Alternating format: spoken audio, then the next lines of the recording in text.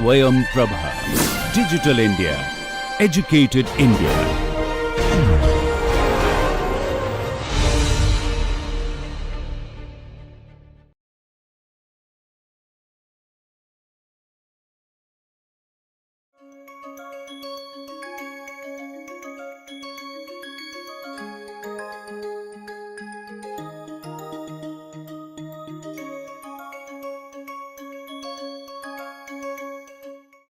In today's class, we'll start continuing further our discussion on microcontroller architecture and programming details. So let's begin with the programming philosophy. As we discussed in the last class also, uh, this philosophy would center around registers. Okay, so get my pointer right. So we have seen, like, there are different levels of programming, and each one has, like, different ways to access different registers in the microcontroller platform. Okay, and these registers are basically, at their fundamental level, they are flip-flops. Okay, so you can see hardware has these different layers. One can understand the hardware in different kind of layers, or and one can understand the software also will have, like, as we'll see now, different levels of programming. Okay, so the base level, okay, is the assembly language, where you can access each of the registers by directly assembly language. Okay, and we'll see how do you do that with some examples of some of the hardware of basic fundamental microprocessor 8085 system, and then, like, we'll move on to, like, more advanced system and see some examples of programming there, and, like, we'll move to further advanced system, which is on ARM kind of a technology. We have seen in the last class general philosophical kind of a description or motivation for which ARM technology was developed. Okay, and it has a lot of usages in the modern kind of mechatronic systems. Okay, so that's why, like, it's good to kind of study ARM kind of a technology and its applications or its interfaces that it provides, and, like, things like that. So that you are this way you will be able to develop your own mechatronic products in the future, if need be, very easily. And like, what is the state of the art that is happening. So that's why we will work with this TIVA microcontroller, and the TIVA microcontroller will give us a lot of understanding about ARM technology. Okay, let me make it a full screen here, so that, okay. Now we will move on to a little bit more details about programming.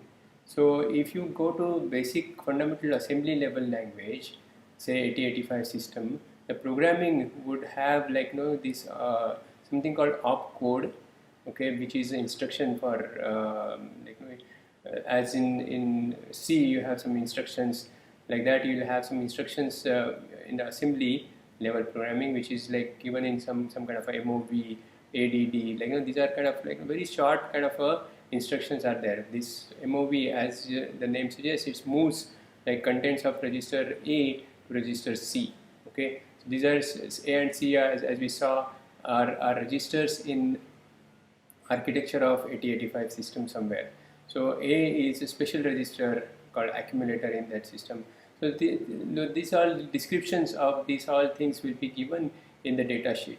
Okay, and even these commands and their meaning will be given in the instruction manual for the microcontroller or microprocessor in this case. So this is most fundamental kind of a level programming that one can do, where, like, you actually write assembly language code. Nobody does that these days. Actually, this is just for the sake of, like, academic understanding, that, okay, oh, look, finally whenever we assemble our C code, it finally gets into this kind of a program, and this program gets executed in its own way. So finally each of these commands also will have some kind of a hex code associated with that. Okay, So that is how, like, that code will be loaded into the respective registers, and then, like, based on the timing and control circuitry, that one by one, like, lines of the codes will get executed, and that's how, like, your operation happens. So this is most fundamental level kind of understanding of how things happen at the hardware level. Say for example, when I say moves contents of register A to the register C, there are some kind of a hardware pins to be enabled, and then, like, they need to be made high so that contents of the register A are available on the data bus, and then, like, you enable some other pins so that the contents from the data bus are transferred to register C. So these are kind of, like, micro instructions which will be associated with each of these so-called, like, opcode. Okay, and number of these micro instructions will determine how much time would take, how many clock cycles in particular would be required to execute this command move here. Okay, so that is, like, understanding here, so for any command. So let me switch to this window about instruction set, and in the instruction set you can observe now that there are these many different instructions that will be given. Okay, so for example, like, this is the instruction ACI. Okay, so its description is add immediate to accumulator with carry. This accumulator is this register A. So, like, so if you have no understanding of architecture, then these commands will not make much sense. But if you have understanding that, okay, oh look, this is a accumulator, okay, and this command has this opcode and operand, and then, like, number of time state it takes is 7, or t states cycle number of cycles of the clock it will take to execute this command is 7 here. Like that, this all these details will be given, and this instruction has hex code, this C is 57. So olden days you don't have this, like, a computer or keyboard to kind of program this 8085 system. So what you do is, like, you have this like a LED display in which there are only, like, 8 fields. Okay, so 4 are or 6 are, no, there are only 6 fields. There are 4 of them are address field, and, like, two of them will be data field. So you start at any address and you start kind of coding, like, these hex codes into these different memory locations, and that's how, like, you start writing the program. So which was quite cumbersome to kind of clean. Like, we have done that, like, in our microprocessor course or lab that I was when I was an MTech student here. I did that in one of the labs actually. So it's quite a time-consuming process. Also in my BTech project, I did that actually. So it's very interesting. Like, now, if I think about, like, how this kind of so much of a drudgery to kind of, like, code this and then make sure that they execute properly and say run your motors or any other applications. Okay, so this is a manual. I'll post this also to Moodle. So it will have, like, all the instructions that are available for 8085 system to go. They will be all there in this. So there are some conditional instructions. Unconditional call will be there. There will be some if-else statements, like, how do they execute, like, that will get to know. Say for call on positive. So if something is positive, then, like, you'll shift the next address, which will be from where the program execution will restart. Like that, you'll have some kind of a nesting loops possibility and things like that. Okay, by using these basic fundamental level commands. So nowadays, all the modern microcontrollers, you just say, like, if else, like, in C language, and, like, your job will be done. But in olden days, like, there is no command if. You'll find in this whole set of instructions for this, there is no command if, or there is no command while. So there are these commands called call on positive, call on carry, or call on 0. So that means, like, when the flag, you have seen the flag register in the last class. when that flag, in the 0 flag in that flag register becomes 1, then like the program, some subroutine will be called from the for this program. That's how this instruction works actually. Okay, call. Okay, so this is how like olden days like this programming used to be done, and that is what is done now also, but it's only like all the compilers do that treasury. Okay, so human beings are spared from that. So the like so we as a programmers for hardware programming write all the codes in C language, and they get executed. Okay, so that's how things happen there. So clear this part. Okay, so far good.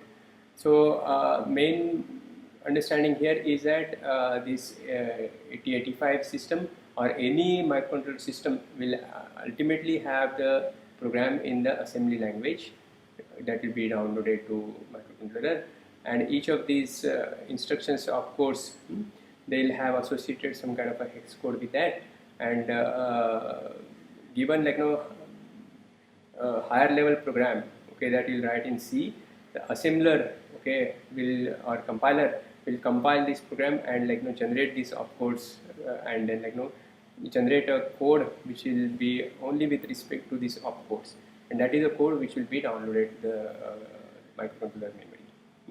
That's how the things are going to happen, and you'll see later, okay, when we see the interface of TIVA microcontroller, we'll be able to see that some of these opcodes or some of the assembly level parts of the code which are there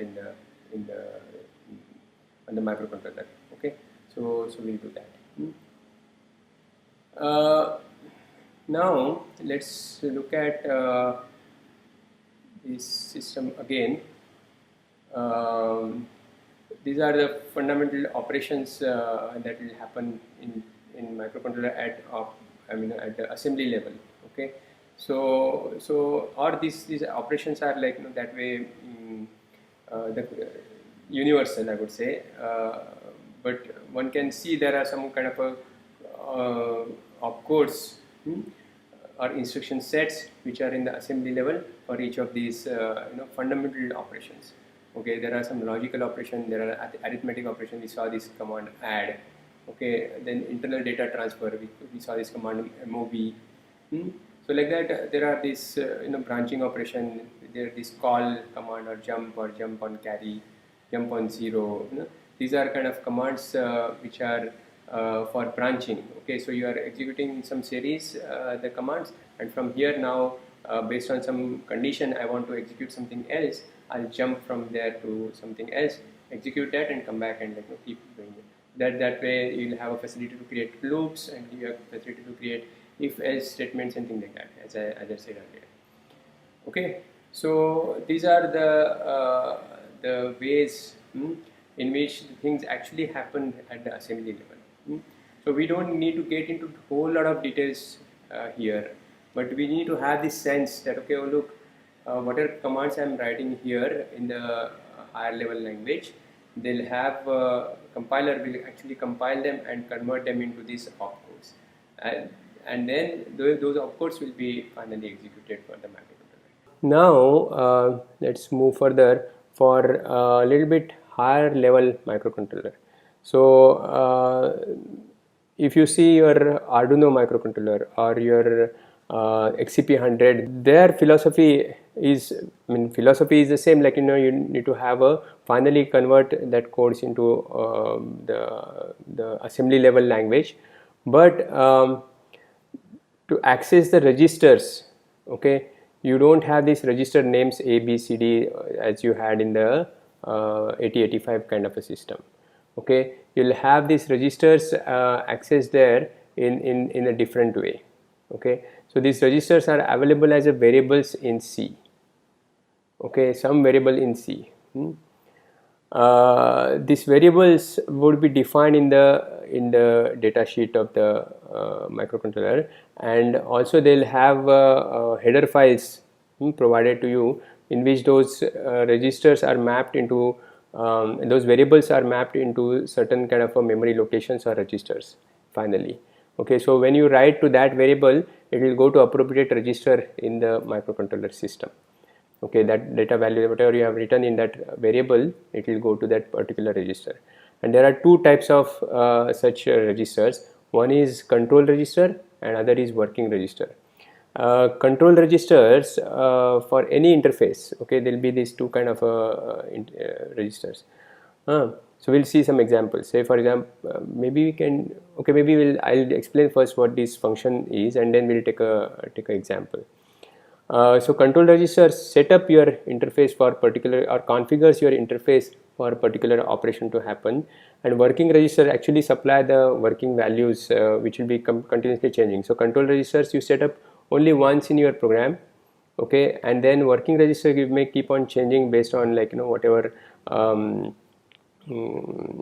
closed loop operation that you are carrying out. For example, if you remember, or some of you might have already done this programming of XCP100, in that this DDRA register was there, the DDRA variable was defined.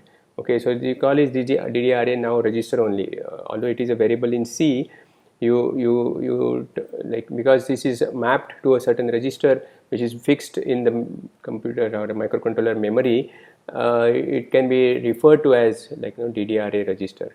Okay, so say this register DDRA in digital input output interface in XCP100.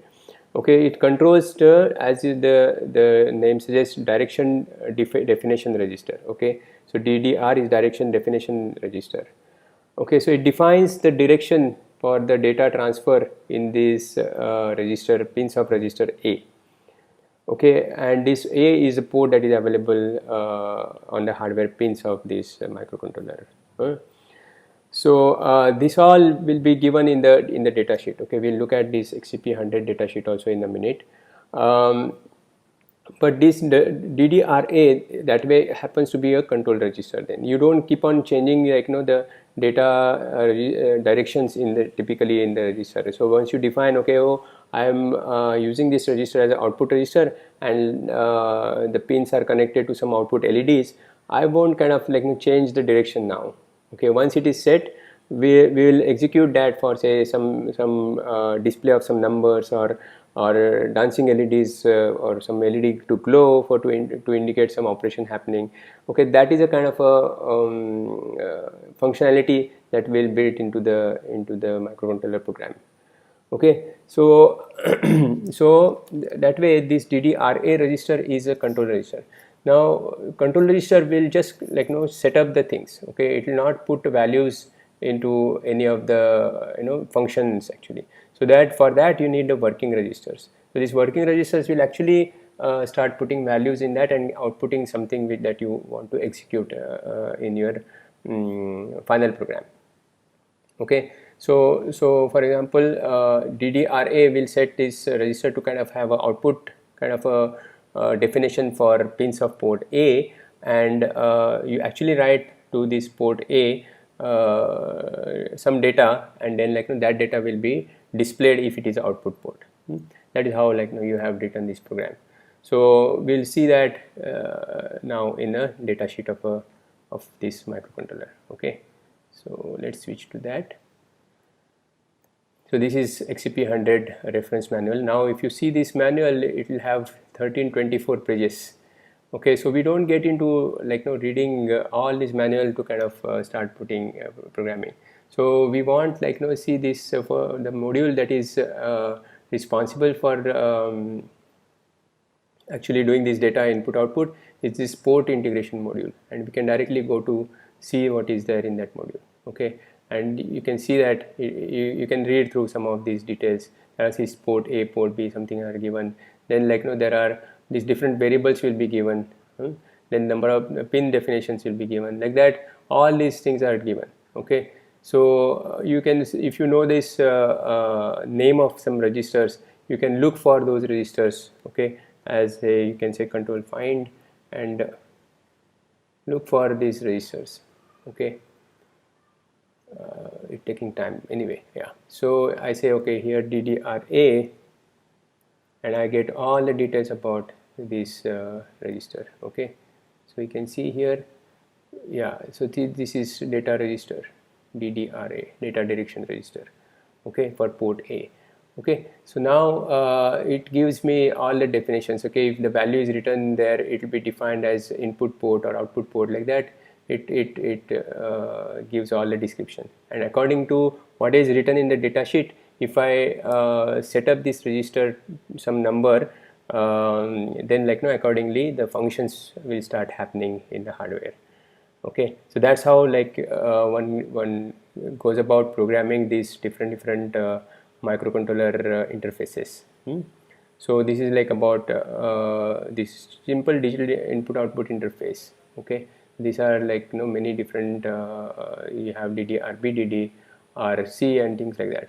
Or then you'll have a port register, port A, port B, port C is a data register. So port A, when you say, like the data will be given to this port, or read from this port. Okay, port C means the data will be, suppose I want to write, or this is port is output port, I'll write this output number into this port, and depending upon now what is the data, say that data is 10101010, then wherever that 1 is there, that LED will glow. Okay, 0 is there, LED will be shut off, or something like that.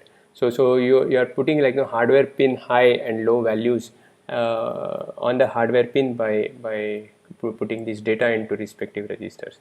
That is the operation that takes place in the input output kind of ports. Okay, so this is how we look for programming for little higher level microcontrollers. Okay, so this kind of a thing you will be able to observe for many different kind of interfaces. Okay, so these different modules. So on this, you see different chapters in the data sheet. You'll find what all modules that are provided by this microcontroller, or in the data sheet you'll find all these modules that are provided, and more details of those interfaces will be observed in the respective chapters of the data sheet. Okay. So we move on to now the next part. Okay, so typical interfaces will be of these different kinds. Okay, so depending upon microcontroller that you choose, you'll have these different interfaces, and interfaces names also will change from one microcontroller to other microcontroller. Say for example, this digital input output interface, as we saw just now in XCP, it is called port integration module, or PIM. In the TIVA, it has a name GPIO, okay, or general purpose input outputs. So like that, you'll have different names in different microcontrollers. So don't get bogged up with that. You can just understand, okay, this is your interface that you need to program. Okay. Typically, for mechatronic applications, from sensors perspective, we'll need these interfaces. General purpose, these are digital input outputs, analog to digital conversion, and then quadrature encoder interfaces, and maybe some serial or other communication modes can be possibility, especially if the sensors give directly the output in terms of serial port output, like a CAN interface, then you'll need these serial or other kind of communication modules to be programmed. Actuator typically will run by PWM module. In some cases, there is a possibility of running the actuator by using this digital to analog conversion also, but in most of our cases, it may not happen. Okay, so I think maybe now we will just talk about a little bit more details of these interfaces, but we'll come back maybe in the next class, so that you have this small chunk of thing about just maybe base fundamentals of these, and then we can come back to these more details of these interfaces in the next part of the today's class. Okay, so I'll stop here for now.